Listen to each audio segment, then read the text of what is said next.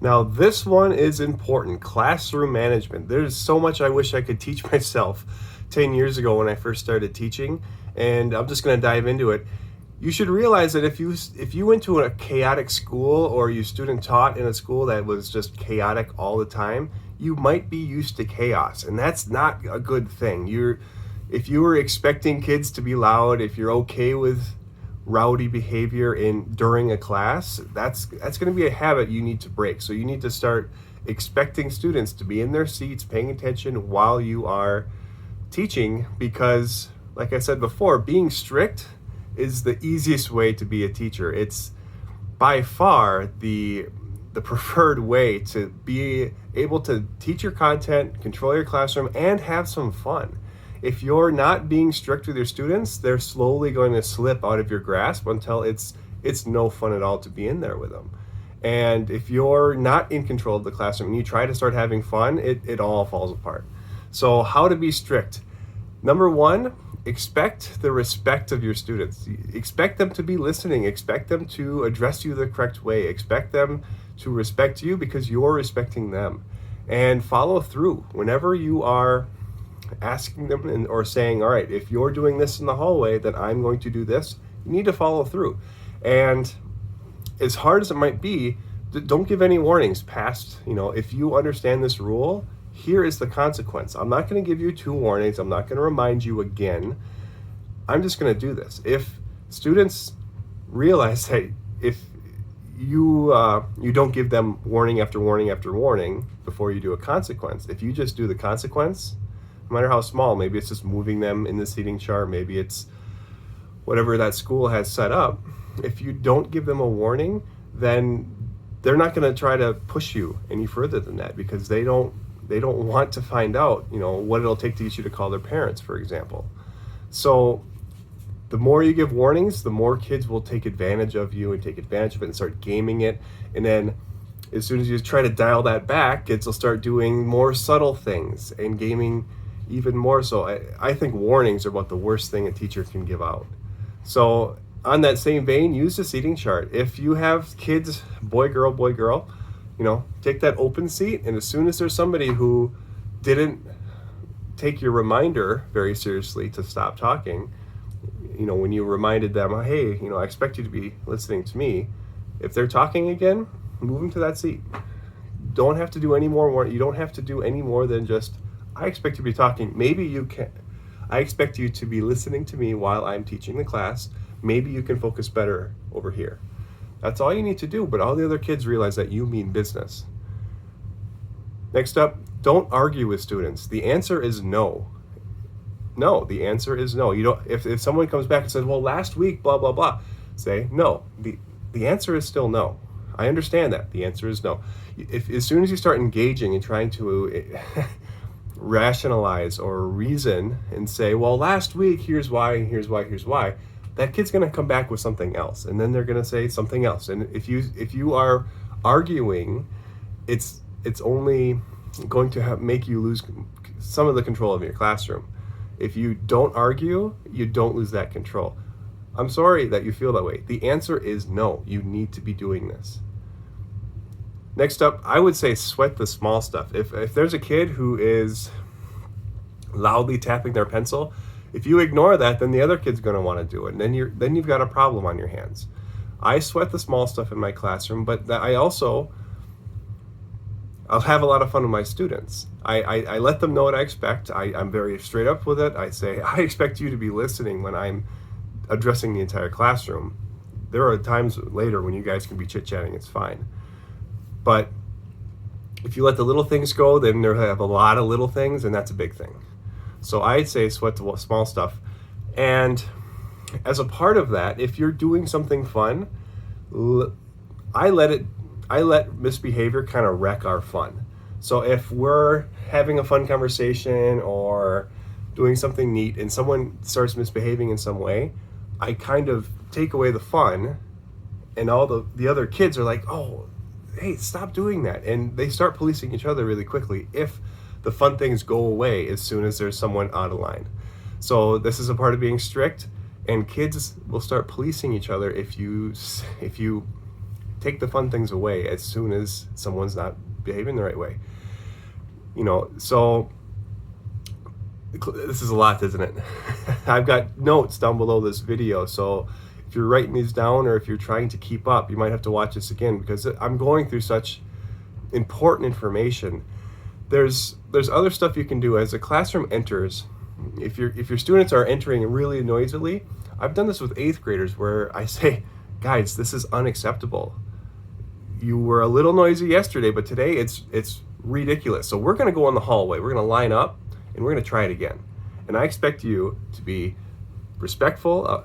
I expect you to be, you can say hello to me on the way in, or you can just walk to your seat and sit down. That's fine. I expect you to get your work out and start working on it. And let's try this again. And depending on your class, you might have to do it twice, but the next day they won't be quite so loud. If you have to do it again the next day, they don't like being treated like kindergartners, but if you're not teaching them how to act, they're gonna keep pushing and keep doing the thing that's not right. So I have kids do things over again, but I'm the strict teacher. So up next, I never accept, oh, I didn't hear you say that, or I didn't understand when you said that. There was one student sitting in the hallway, and I told him, I said, his name, go to class. And he sat there, and this kind of his MO was to try to get away with everything at all time. And I stared at him, and his friends stared at me, and I think I was the first person to ever call him out for saying, oh, I misheard you. I thought you said, and that doesn't happen. In our brains, we are hardwired to recognize our own name. Even when we're sleeping, our brains can recognize our name, and it wakes us up. Don't accept that I misheard you stuff. Don't accept stuff that is obviously BS. It might cost you, a little bit of, a kid will be a little steamed to you for a little while, but they won't throw that at you again. So this is me talking about all the things I'm doing to help corral the kids who are needing corralling. But at the same time, I teach my students, if you need to stand up and just walk to the back of the classroom because you're anxious in your seat, go do it. Just don't disrupt anyone. Don't go back there to chit chat. You can start giving kids expectations that you're allowed to move. You're allowed to do whatever you need to do. Here's what I'm looking for. Don't disrupt the rest of the class.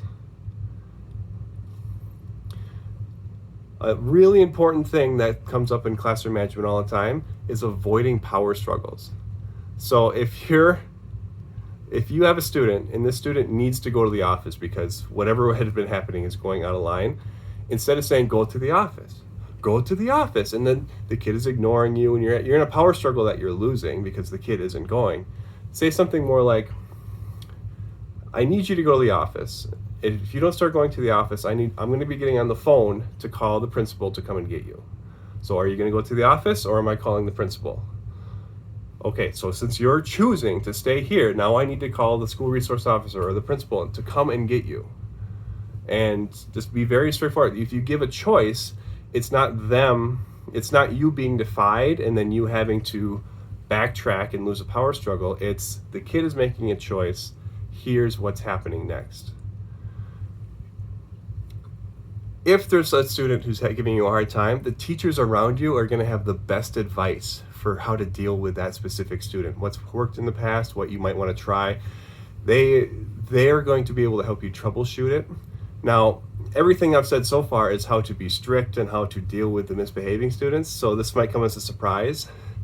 Focus on the students who are behaving the way you want them to be.